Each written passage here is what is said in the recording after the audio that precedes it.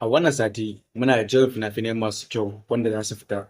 Kamar fim mai suna Peddi wanda ya riga da ya fita HD mai kiliyarsa kuma sannan an riga da an sake shi in kana buƙatar mamar fassara ka je irin shafuka na website irin su na Kiri, Woflog za ka same shi a can, Netflix da sauransu. Za ka samu mara fassara amma a gobe ranar Lahadi za a samu fim mai suna Peddi. Fim na babban jarumi Gamtaran wanda suke a shekara ta 2026 tare da jerin fina-finai guda hudu wanda muka haɗa gaba ɗaya su kama guda 5 kenan. Gobe za ta fito da fanni a cikin harkar fina-finan muke kawo muku domin gobe Lahadi amma fina-finan ya kama da na manyan jarumai especially fim Fedi. Kakka miss ɗin fim Fedi, ka tabbata haka fim Fedi domin kwamashe kallo mafi kyau fim a cikin shekarar nan.